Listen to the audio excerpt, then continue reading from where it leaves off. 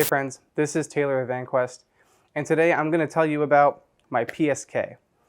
When I go on camping trips, I generally supplement my camping gear with a PSK, or a personal survival kit. A PSK can range from the size of a small pocket organizer to a 45-liter bug-out bag, like the Mark IV. But for a compact and convenient solution, I've found that the dendrite gives me a lot of flexibility in both capacity as well as modularity. So I use the dendrite large as my PSK. Often I'm out on a remote photography trip or a camping trip, and I pack out the dendrite specifically for this purpose. The idea of a PSK is to have just a small bag with only the basics of survival that you can easily grab when you're leaving your camp or leaving your group. So a quick disclaimer, this is meant to be a minimalist or very simple kit. Only the basics are in here and to help sustain you until you can get back to camp. So ideally, you're only going to need this bag for a day or so. That's how long this pack could probably sustain you. It's not considered a long-term survival kit by any means. I always maintain that knowledge is much lighter than any piece of gear you're going to put into this pack. So please do your due diligence, get some formal survival training, practice those techniques well before you ever have to rely on them or need them. So with that being said, I'll show you what I carry in my PSK.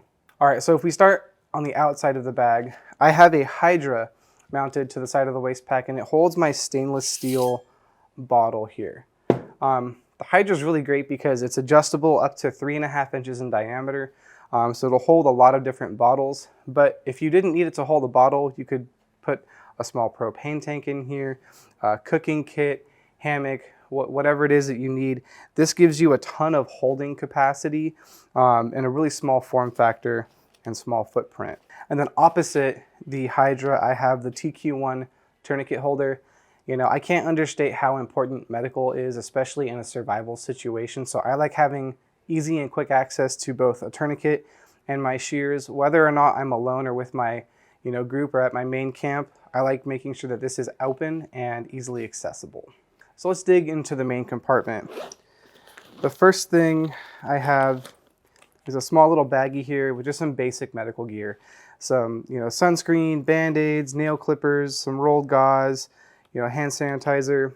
It's a small little kit, but again, any small cuts and scrapes, I like that I have this. There is some rolled gauze if I have a little bit more serious bleeding to kind of complement the tourniquet, but a little medical kit will go a long way, and especially in a wilderness or survival situation, these are really hard to replicate and pretty much invaluable.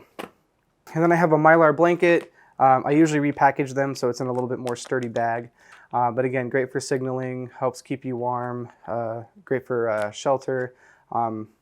Very lightweight and small for what it is. It fits well in that back pocket. It's got a little Streamlight micro stream. Having a flashlight's really helpful. Signaling, walking around in the dark, things like that. And a compass. So navigation's a big piece of being able to get back to your camp. So knowing how to use your compass is important. This one's also nice because it has a signal mirror built in as well. I may or may not have a map with me depending on where I am, but still being able to know the direction I'm traveling or maybe the direction I know I want to travel in is going to be a big help, especially if you do become disoriented in a new place you've never been before. A compass will go a very long way. Keep a Sharpie. This can write on pretty much any surface. So if you need to leave notes for search and rescue or people looking for you, if you just want to take notes, this is the one to have because again, you can write on wood, glass, metal, concrete, you name it, you can use this to write on it. I also keep an old Leatherman PST, a multi-tool. Having a tool to be able to process materials, make traps, help you build a shelter, things like that are really important. I also recommend using one with a saw. This one does not have one, does not have a saw, but again, being able to use this when you need to process materials and things like that is invaluable. Arguably the most important tool in the whole kit, just a small fixed blade knife. This is an old Mora I've had for quite a while. This is going to do everything you need it to. Making fire, shelters, skinning game, making traps. Again, this is kind of like the main tool that you're going to need, so don't forget to put one of these in your kit. I'm not going to take them out right now, but I have just some small little quick links. These are great to make shelters, connect things with.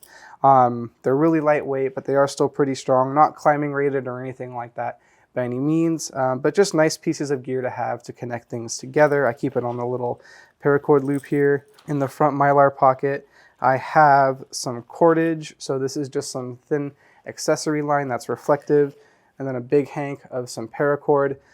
You know, cordage is one of those things that's pretty hard to replicate in the wild without a lot of practice and training, so having some on hand is really helpful. Again, trapping stuff, shelter if you need it. It goes a long way, maybe repairing things, your shoelace breaks, or you need to lash something together. It's really nice to have those things. And then in this same zippered pocket, I also have some fire starting materials. So I got a ferro rod and a few extra lighters. Again, I like having redundancy in my bag, so I have 2 lighters and a ferro rod. I have multiple ways to start a fire. It's a very important piece of the survival puzzle, so I like being well covered for that. And then in this front pocket here, I just have a simple Write in the Rain notebook. This could be kindling to make a fire with. This is kind of an all-weather notebook here, so if it does get wet, it's not the end of the world. And of course, you can take notes in it. And then I also have 2 whistles. This is kind of like a more storm whistle. It's pretty loud, tops knives. And then this is one of those Ozark whistle, compass, magnifying glass, thermometer. You've had one of these since you were a kid, right? But a whistle is one of those few things that doesn't give you multi-purpose uses, but it's invaluable for what it can do, which is signal, and it's much louder than you could scream. This one does, like I said, have kind of a compass built in. It's a little bit more novelty, but I like having 2 whistles just in case, because signaling is going to be a big, important piece of getting found, right? If you're lost, you want people to be able to find you. So that's the main contents of everything that I keep. I do a lot of times add things like granola bars or electrolyte packs prior to a trip to have some additional calories and electrolytes. I also say it's a good idea to add seasonal items to maybe address weather conditions. If you can throw a beanie in here or more sunscreen, something like that, as well as any medications that you might be taking. But whether you camp in a parking lot next to the beach or you lose cell service an hour before even getting to camp, having the basics addressed at any time can be a crucial step for your survival preparedness. Since 2011, Vanquest has built the toughest bags and packs for everyday carry to help you stay organized and prepared. Check out vanquest.com for more details. We really appreciate you guys watching. If you found the video helpful, consider liking and subscribing. And as always, comment below if you have any questions. We'll see you next time.